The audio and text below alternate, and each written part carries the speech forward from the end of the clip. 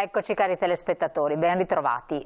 Siamo ad affrontare insieme dei temi di attualità naturalmente, anche abbastanza spinosi, cercare di far chiarezza con chi ha le mani in pasta da molto tempo. Sto parlando di Gianangelo Bellati, qui con noi presente come figura di presidente di Venezian Cluster. Ben ritrovato Presidente.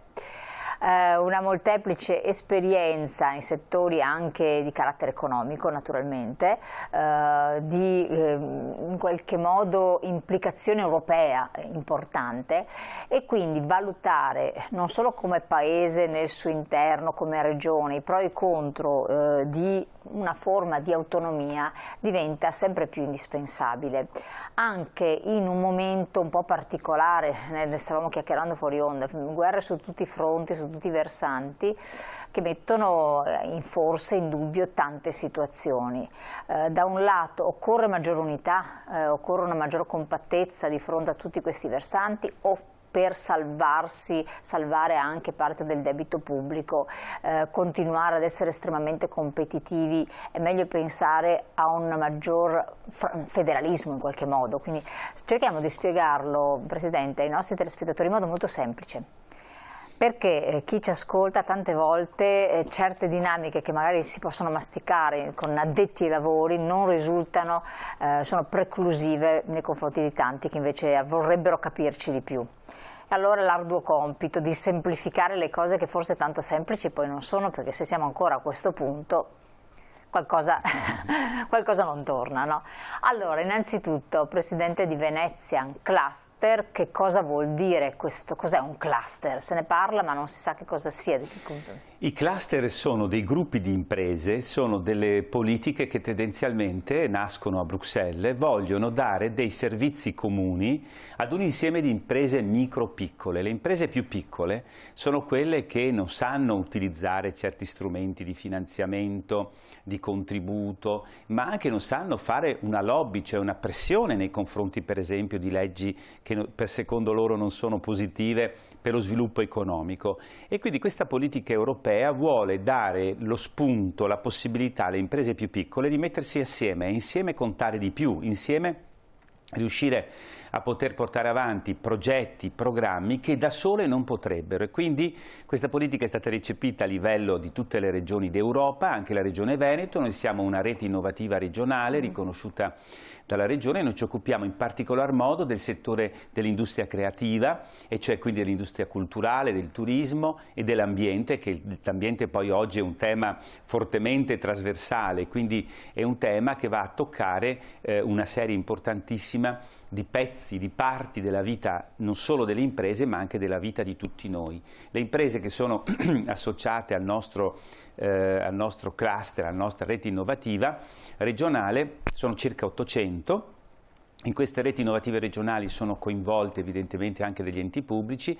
Importante la presenza, per esempio, visto che siamo qua a Padova, dell'Università di Padova, che fa parte appunto del comitato anche che regola le politiche di questi cluster, di questa rete innovativa regionale, e quindi il nostro obiettivo è quello di servire le imprese.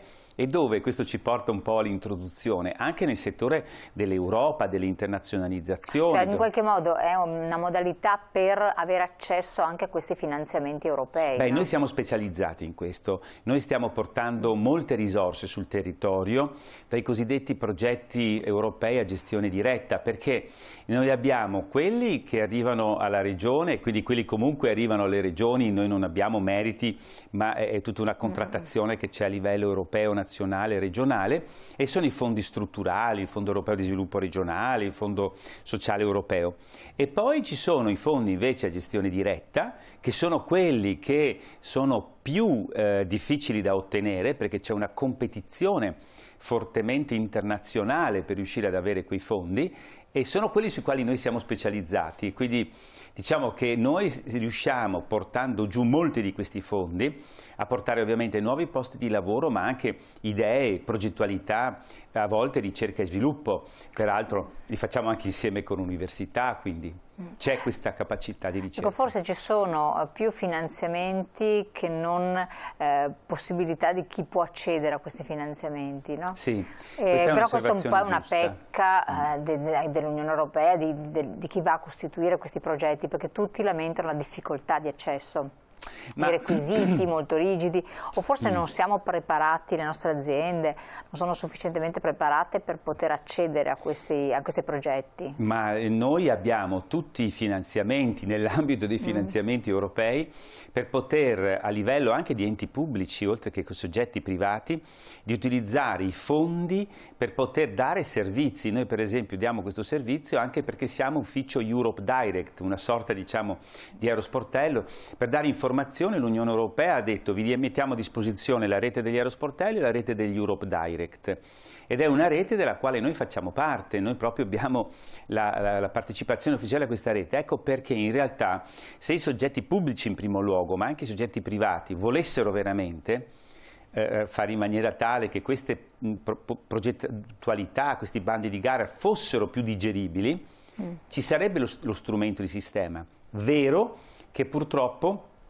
l'informatizzazione, ma anche tutta questa burocratizzazione non hanno in generale semplificato. Però se io devo fare, senza voler fare troppi paragoni, perché non voglio fare nomi e cognomi delle linee di finanziamento, fra un finanziamento europeo e un finanziamento nazionale, io credo che il finanziamento europeo, tranne che il problema della lingua, che è l'inglese mediamente, è molto più semplice da gestire. Ci sono manuali, spiegato bene come fare. Per chi da tantissimi anni se ne occupa, lo so che è così. Poi magari le aziende... Ma il PNR per esempio, là siamo su un binario invece che è di una difficoltà estrema, perché c'è confusione, non c'è chiarezza, è tutto un po' così arraffazzonato. Come vede i PNRR? Ma io l'ho sempre visto con un notevole scetticismo, per la semplice ragione che o se vuoi accentrare tutto a livello nazionale, che è la grande malattia italiana, l'accentramento che è quello che ci sta devastando il Paese, anche dal punto di vista del debito pubblico, devi però avere le risorse per farlo. Allora, i francesi accentrano, ma hanno delle ottime risorse, ottimi funzionari, ottime strutture a livello nazionale, dotate di risorse, di energie e quant'altro, di personale, quindi ce la fanno. Noi, se penso che i fondi strutturali, quelli che ho nominato poco fa, sono circa un quarto, un quinto della massa di denaro che deriva dal PNR, e avessimo affidato alle regioni la gestione del PNR, le regioni si sarebbero trovate in difficoltà. Ma non tanto quanto lo Stato, perché lo Stato non ha la capacità di gestione, che sarebbe normale, sarebbe giusto in un sistema pubblico, perché lo Stato deve mettere le mani in pasta, diciamo, sul territorio. Hai le regioni, hai i comuni, hai le province, cosa vai a metterti in mezzo a livello locale? Occupati delle politiche internazionali. E andando sul tema del federalismo, il federalismo non porta a nessuna disunione, perché uno degli Stati uniti per eccellenza sono gli Stati Uniti, ma hanno poche competenze a livello centrale. Hanno per esempio la politica estera. Si occupa il Presidente degli Stati Uniti di politica estera, mentre gli stati che formano gli Stati Uniti non si occupano di questo tema, per cui c'è una chiara divisione di compiti, poche competenze a livello nazionale, federale, e altre competenze, poi anche la magistratura è ben divisa, no? Per comparti, a seconda che certi problemi siano da risolvere a problema di un comune piuttosto che di uno Stato, piuttosto che del sistema federale. Purtroppo da noi quindi il PNR ha una difficoltà di gestione spaventosa, e quindi rimane lo scetticismo sulla possibilità di spendere tutti i soldi. E secondo lei riusciremo a spendere tutti i soldi stati stanziati? No, secondo me è impossibile. Guardando, ovvero sia, potrebbe essere possibile se il termine del 2026 venisse posticipato di 2 o 3 anni. Che è dietro alle porte il 2026. Sì, oppure se partissero dei progetti, per esempio, di grandi infrastrutture, mi viene in mente per esempio quei fondi europei che la Spagna ha fatto nuovo tutto il suo sistema di autostrade. Se voi andate in Spagna, tutte le autostrade ci sono i cartelli col simbolo dell'Unione Europea, sono stati fatti lavori pazzeschi, e allora sì, che puoi utilizzare tutti i fondi, ma siccome sento che ci sono anche difficoltà sui progetti infrastrutturali più importanti, perché ci sono poi burocrazia a livello locale, regionale, nazionale, alla fine quindi noi avremmo dovuto prima semplificare quello che è il processo sì, di la semplificazione è una delle sfide più grandi del nostro paese. E poi per poter accedere poi in modo agevole. Fra l'altro la semplificazione passa per il federalismo. Senza federalismo questo paese la semplificazione non la vedrà mai, è impossibile, perché la mancanza di federalismo fa sì che ci siano competenze che sono suddivise fra più livelli di governo, tant'è che se io cittadino ho una protesta da fare, molte volte non so con chi protestare per la mancanza di un servizio, perché è tutto talmente frastagliato in mancanza di federalismo che hai spreco di denaro, spreco di tempo e minori servizi al cittadino. Certo, dopo parleremo i pro e i contro, perché c'è tutti però per me è molto difficile parlare dei contro. Bisogna cercare di farlo, trovare anche alcuni aspetti. Perché io guardo gli stati federali come sono in tutto il mondo, sì, funzionano meglio. No, ma infatti il discorso è anche questo, è sempre da collocare. Il nostro è un paese in grado di attuare in un certo modo delle politiche che può attuare un altro paese dove anche c'è una forma mentis completamente diversa, perché vediamo che da noi poi ci sono sempre degli inghippi, delle situazioni che vengono ad innescarsi.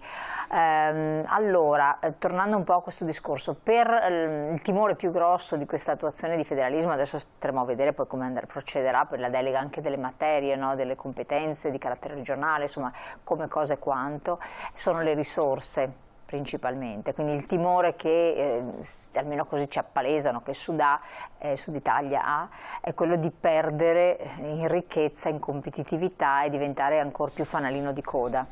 Questa è una delle grandi bugie che gira. Questo è un timore che esiste in chi vive nel Sud Italia. Allora, il sistema Italia fino agli anni 70 era un sistema che aveva, come tutti i paesi normali, il cosiddetto federalismo fiscale. C'erano delle tasse locali, a livello locale c'erano delle entrate, il comune, la regione non c'era ancora, la provincia, le uscite, e c'era un bilanciamento. E se questo bilanciamento non c'era, a livello nazionale, lampadina rossa, cosa sta succedendo nel comune Pinco Palla, nella provincia XY? E quindi era un sistema più sano. Cosa è successo? Che negli anni 70 si è voluto andare contro un sistema che c'era anche durante la dittatura fascista, quindi non era un sistema che rompeva l'unità del paese, quello del federalismo fiscale. Era un sistema, anzi, che favoriva l'unione del paese perché impediva che alcuni imbrogliassero altri.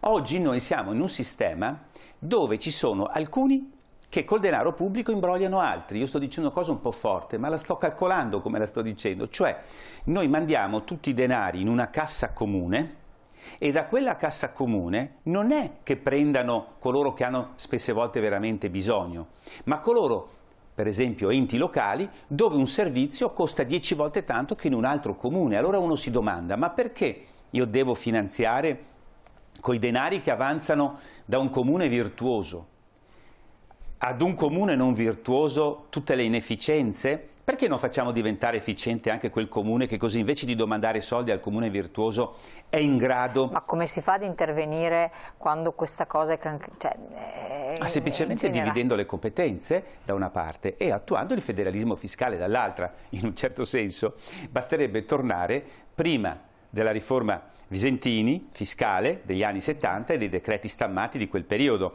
Basta riprendere le norme che c'erano prima, non è che sia molto difficile, quindi non è un problema di cultura, di mentalità. Certo che quando c'è questo vaso dove entrano dentro tutti i soldi degli italiani e c'è qualcuno che ha potere di gestirlo molto di più di prima col federalismo fiscale, dove c'era tutto diviso per competenze, è certo che qui sì, è un problema di mentalità, ma io sono anche ottimista, perché il sistema che noi abbiamo eccessivamente accentrato e accentratore è un sistema costoso e difatti la dimostrazione sta nel fatto che il debito pubblico continua ad aumentare, anche se i sacrifici dei cittadini continuano ad aumentare. Certo. Un sistema costoso che poi alcuni dicono però magari resta all'interno degli ambiti territoriali che si vengono a costituire, quindi le regioni. Ne parliamo adesso insieme, sono sempre un po' delle provocazioni. Intervenite anche voi, mandate i vostri messaggi, insomma aiutate la nostra discussione, l'approfondimento. Dopo la pubblicità ci rivediamo, canale 19.